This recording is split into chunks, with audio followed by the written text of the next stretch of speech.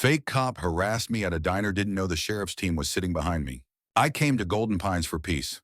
After 22 years of teaching middle school in the city fistfights in the hallway, lockdown drills, metal detectors, I retired early, cashed out my pension, and bought a little cabin just outside town.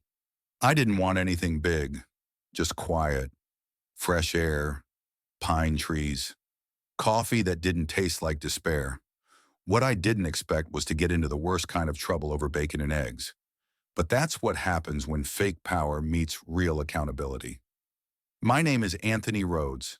I'm 55, and last spring, a man with a fake badge tried to ruin my life over a parking spot outside a diner. He didn't know I was a state-certified justice of the peace, and he really didn't know who was sitting 3 booths behind me.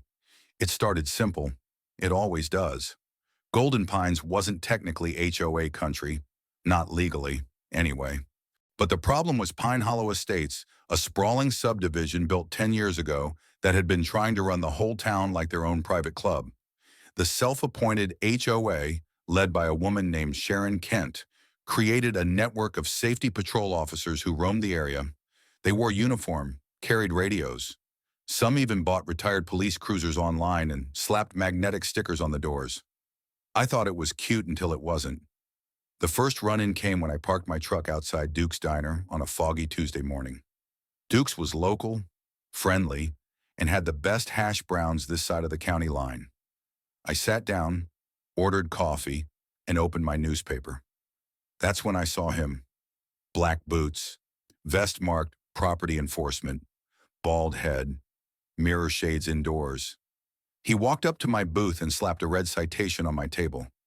"Sir, your vehicle is illegally parked in a resident-only zone." I blinked. "Say again, you're violating Pine Hollow Municipal Code 14.3, he said, with the confidence of someone who just finished memorizing it in the mirror. "You'll need to pay the citation or be towed." I laughed. "This isn't Pine Hollow. This is public property. It's a diner." His lips curled. "You want to argue with a sworn officer," and that's when the lie started to unravel. I stood up. "I know the law. I serve the law. What's your name?" He puffed his chest. "Sergeant Kyle Trenton, Pine Hollow Enforcement Division. There's no such thing." He leaned in. "That badge say otherwise." He flashed a shiny, knockoff badge with an eagle on top. Cheap plating, fake serial number. Not even a real county seal. People were watching now. A waitress dropped her pen. Someone at the corner booth started filming. Then I heard the chair scrape behind me. "Excuse me," a voice said. "What's going on here?" I turned and my stomach flipped. 4 deputies from the actual county sheriff's office were standing at the edge of the table. One had a fork still in his hand. The others had quiet eyes and holsters. Kyle Trenton stepped back. "I was handling a compliance issue," he muttered. One deputy, a tall man named Sheriff Ethan Morales, crossed his arms. "You're impersonating an officer, in public, with a fake badge. You just threatened a state official." Kyle's face went pale. "What official?" I reached slowly into my wallet, flashed my own badge. "State of Georgia, Office of Justice of the Peace, commissioned." The diner went dead silent. Kyle's hand dropped the citation. Sheriff Morales nodded once. And in that moment, everything changed. The fake badge clattered onto the diner table like a dropped coin. For a long second, nobody moved. Then Deputy Morales picked it up, turned it in his hand, and shook his head. "This thing wouldn't pass at a Halloween store," he muttered. Kyle Trenton, still wearing his phony Pine Hollow Enforcement Division vest, opened his mouth, then closed it, then opened it again, but no sound came out. I stood my ground, didn't blink. I wasn't looking for a fight, but I wasn't backing down from a fraud either. Deputy Morales turned to me. "Mr. Rhodes, is this the first contact you've had with this man?" I nodded. He approached me in a threatening manner, claimed I violated a fake code, then tried to coerce payment. In front of witnesses, another deputy was already taking statements from the waitress. 2 more stood flanking Kyle now. "You're not under arrest yet," Morales told him, "but you will be if you don't start talking. Who are you really working for? Kyle's lip twitched. Pine Hollow HOA. There's no registered HOA with enforcement powers, Morales said calmly. We checked 6 months ago after they tried to block public road access. All they've got is a Facebook group and some laminated ID cards. I don't know anything about that. Yeah, Morales replied. Then why's your badge number the same as a Dollar General barcode? The whole diner snorted. Kyle finally broke. He spun on his heel and tried to walk out. Bad move. Deputy Morales stepped forward and gently, firmly grabbed his arm. Sir, I'm going to need you to stay. Kyle yanked away. And just like that, the real cuffs came out. I followed the deputies outside as they led Kyle to their cruiser. His SUV was parked across the lot, black, unmarked, with flashing amber lights mounted on the roof. The side read Pine Hollow Safety Patrol enforcing community order. I snapped a photo. Morales saw and nodded. Document everything. We might need a statement. Happy to give one. I said. He opened the SUV door and whistled. Body armor, citation printer, fake ticket book, tactical gloves, even a pair of zip cuffs. He said. This guy came ready to play SWAT. Another deputy held up a clipboard full of notices, each with real addresses, fines ranging from $100 to $1,500. My name was on one. Back at my cabin that night, I sat on my porch with a glass of tea and a clipboard full of rage. Kyle Trenton hadn't just picked me by chance. He was working from a list. That meant someone had fed him names, and that someone was almost certainly Sharon Kent, the so-called president of Pine Hollow. I'd heard whispers how she threatened to report people to code enforcement, how she blocked off public roads during the 4th of July, claiming it was a HOA-only event. The problem was, Pine Hollow wasn't gated. It wasn't private. It was a standard suburban development with a lot of big egos and one very loud woman who thought she was a queen. Now, it seemed she'd been building her own little empire of fake power. And Kyle was her knight, but no kingdom built on paper and lies survives for long. I started digging. First, I checked with the county clerk. There was no legal HOA charter for Pine Hollow. Next, I called the state regulatory office. No community enforcement licenses issued, no contracts filed, no authority granted. Yet residents were getting fined, harassed, and now impersonated. I walked the neighborhood under the guise of early morning exercise, talked to folks. That's when I met Dave Tran, a Vietnamese-American father of 3 who said he'd been threatened with a property lockout after repainting his mailbox. He showed me the letter. It had a Pine Hollow logo, Sharon's name signed in cursive at the bottom. I asked him if he paid. He nodded, didn't want to deal with it. My wife panicked when they said they'd shut off water. My stomach dropped, because that was criminal intimidation. And it wasn't just happening once. Over the next 4 days, I gathered 12 similar stories. Elderly residents fined for improper lawn edge trimming. A widow told her ramp violated aesthetic code. A single mom cited $500 for hanging laundry in her backyard. None of it legal, all of it backed by the illusion of power, and nearly every resident too scared or too exhausted to fight back. That's what they counted on. People staying silent, people staying small. I finally confronted Sharon, drove straight into Pine Hollow, parked on the resident-only road she claimed was private, and knocked on her massive oak door. She answered in a silk robe and pearls at 10:47 a.m., holding a champagne flute like she was starring in her own reality show. You're trespassing, she said. No, I'm standing on public land. I replied, and we need to talk. Her eyes narrowed. About what? About the man you sent to arrest me in a diner. That hit, she blinked. Just once, then smiled. I have no idea what you're talking about. I handed her a folder. Inside were statements from residents, screenshots of fake notices, and a copy of her own HOA newsletter with false legal codes. She tried to hand it back. I didn't take it. I'm giving you a chance to stop this. I said, shut it down before someone gets seriously hurt. She laughed. Actually laughed. You really think your little folder scares me? I looked her square in the eye. No, I said, but the people I gave copies to do. And with that, I walked away. She didn't know it yet, but her throne was cracking, and justice was about to knock. By the time I left Sharon Kent's front porch, the sun was high and hot and burning down on every lie she'd told for years. What she didn't know was that while she was smirking behind her fancy glass doors, the ground underneath her empire was already crumbling. And I wasn't the only one holding a folder. That same night, a post went up on the Golden Pines community board on Facebook. It was anonymous, but I knew who wrote it. One of the victims, Mr. Santiago, an immigrant grandfather who paid $800 for a noise violation because his grandson practiced drums for school band in the garage. The post was simple. Has anyone else been fined by Pine Hollow HOA for things that don't make sense? Who gave them this authority? Why are we paying? It exploded. Within 2 hours, 137 comments. By midnight, over 400. People began comparing fines, posting photos of officers, screenshots of payment requests, and letters signed by Sharon or one of her compliance captains. Turns out there were 6 of them, all men, all wearing fake uniforms, all operating like a squad. Kyle Trenton wasn't a one-off. He was part of a racket. And Sharon She was the queen pin. I went back to Deputy Morales with what I had. He brought me into the sheriff's office this time. A proper interview, audio recorded, statement notarized, and I wasn't the only one.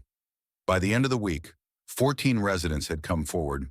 Fines totaled over $64,000, and then came the break in the case. One woman, a retired IRS agent named Lucille Higgins, handed over banking info. She had paid $950 in compliance fees after Sharon's team threatened to pursue legal consequences for improper storage of garden tools. Lucille had kept the payment records down to the PayPal transaction, but the account, it wasn't in the HOA's name. It was in a personal account under Sharon Kent. That's wire fraud, mail fraud, impersonation of government authority, and theft. The news reached her fast. Sharon went quiet for 3 days, deleted her Facebook, closed comments on the Pine Hollow page, but then she showed back up with a vengeance. She held a press conference in her front yard, actually brought out a podium, a speaker system, and a flag. Cameras from the local news showed up. She looked into them and said, "This is a targeted smear campaign. I have done nothing wrong. These rules were created to preserve property values and safety. I'm being persecuted for caring too much." It almost worked. For half a minute, until someone yelled from the back, "Then why'd you find my grandma for her Christmas lights?" It unraveled in real time. Sharon froze. Reporters swiveled. Phones came out. And the next person shouted, "Why's a fake cop knocking on doors with a taser?" She tried to answer, stammered, spun phrases like community improvement and volunteer safety officers. But it was over. That clip hit social media within the hour. By sundown, it had 850,000 views. The sheriff's team didn't come in sirens blazing. They came at 6:04 a.m. on a Saturday. 4 marked cars, 2 unmarked. They knocked first, gave her the courtesy. Sharon opened the door in a floral robe with curlers still in her hair. They read her the charges calmly: felony impersonation, wire fraud, coercion, fraudulent solicitation. She tried to scream, "I'm not under arrest," while they cuffed her. But that moment, captured on a neighbor's phone, told the truth louder than her voice ever could. With Sharon behind bars, the others fell like dominoes. Kyle flipped fast, turned over emails, text chains, even a spreadsheet titled "Enforcement Targets." The other 5 officers tried to deny involvement. Didn't matter. The sheriff's office had logs, payment records, and a whole web of digital receipts. The case was airtight. Pine Hollow's so-called HOA was dissolved by court order. Its bank accounts seized, signs removed, Facebook pages shut down, and those laminated authority badges confiscated, burned, photographed for evidence, then destroyed. But justice doesn't undo fear overnight. I kept visiting neighbors. Some were still too afraid to speak. Others didn't know if their money would be refunded. A few, Like Mr. Tran cried when they found out they were getting restitution checks. You stood up. He said to me, most people just move away. I didn't retire to run. I replied. He nodded. That was the moment I knew this wasn't just about fines or fake rules. It was about people remembering they weren't powerless.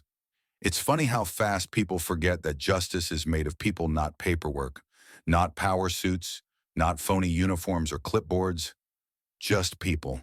And once the mask came off Sharon Kent's fake empire, what remained was a community trying to remember how to breathe on its own again.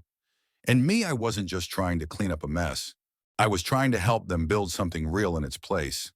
Deputy Morales called me in for one last debrief before the grand jury vote. By now, Sharon's arraignment had made state news, and a broader investigation was underway. Turns out, Sharon wasn't just scamming one neighborhood, she had ties to two other fake property enforcement councils across the state.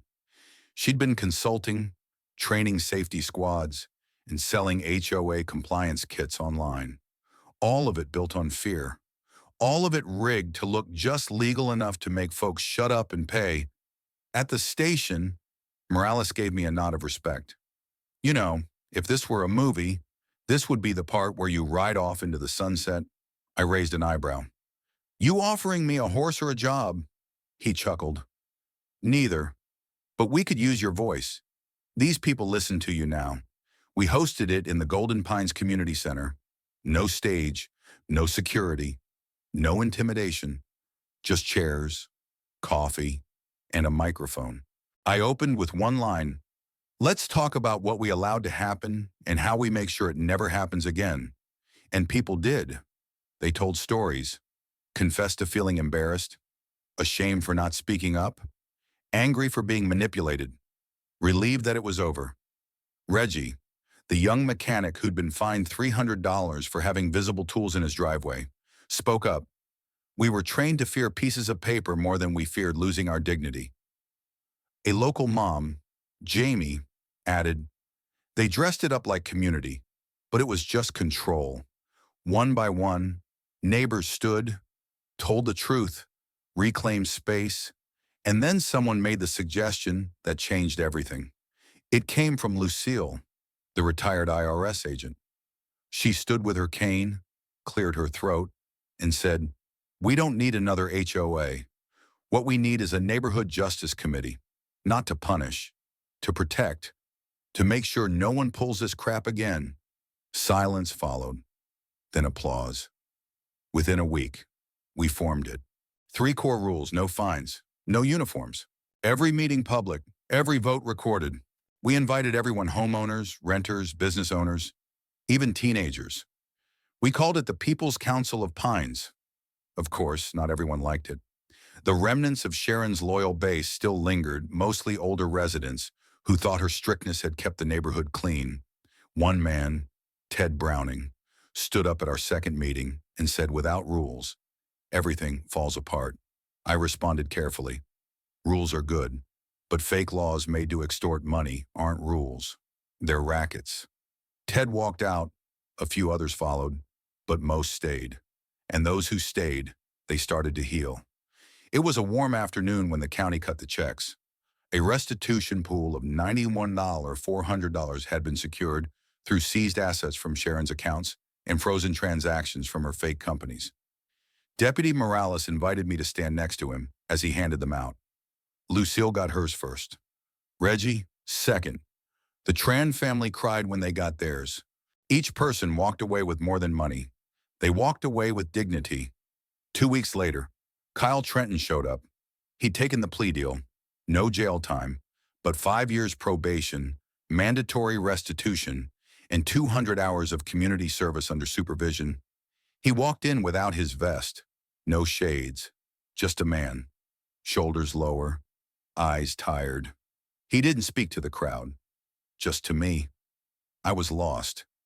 Sharon made me feel important. I didn't know how to stop once it started. I studied him, saw the fear in his hands, but also something else. Regret. I nodded. You want to make it right, I said.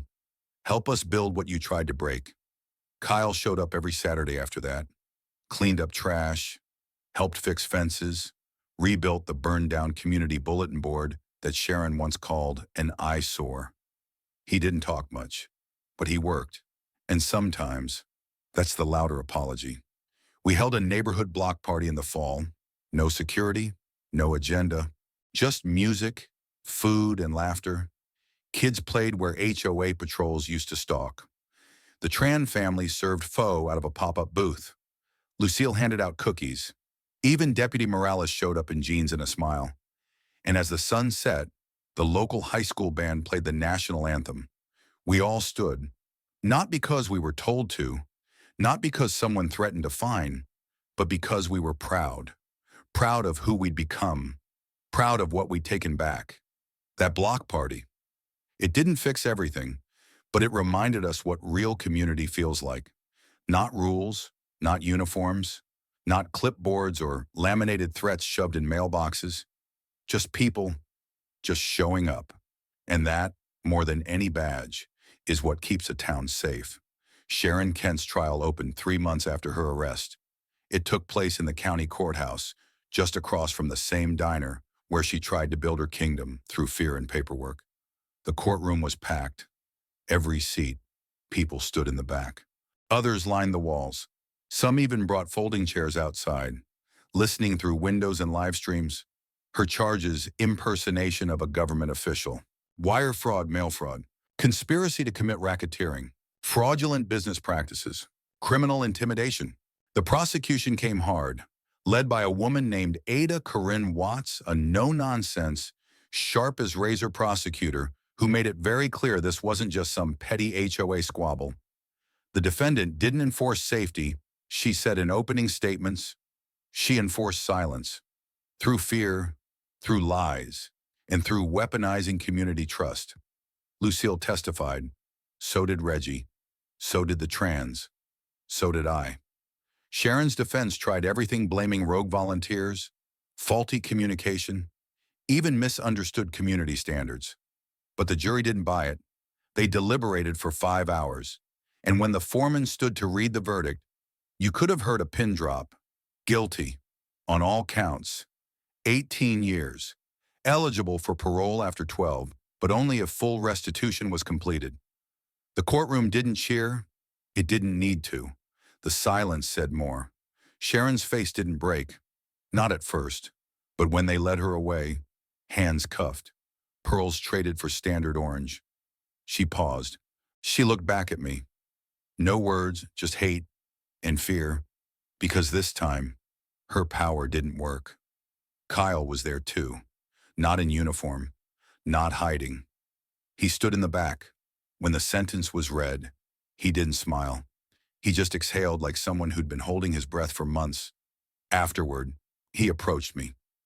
You think people will ever forgive me? I studied him. You keep showing up. Keep rebuilding. That's all that matters. You want forgiveness. Earn it. He nodded. And he kept showing up. Week after week.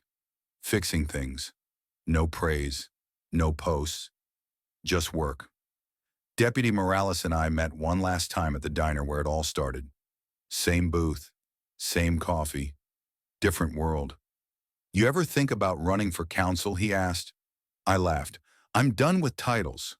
Titles can lie. Character doesn't. He raised his mug. To that, we rebuilt the bulletin board outside Pine Hollow with a new message carved in cedar. Big, bold letters that said, "Power serves people, not the other way around." That sign stayed up, and underneath it, we added a plaque in honor of those who stood up, spoke out, and reclaimed their neighborhood. Because this wasn't just about HOA bullies. This was about every person who'd been told you don't have the right to speak. Now they did. If you've ever been threatened by someone with fake authority, if someone's tried to use a badge, a rule, or a form to silence your truth, speak, challenge. Ask questions, because community doesn't come from fear, it comes from trust, from neighbors, from voices raised together. And when one voice is threatened, it takes all of us to protect it.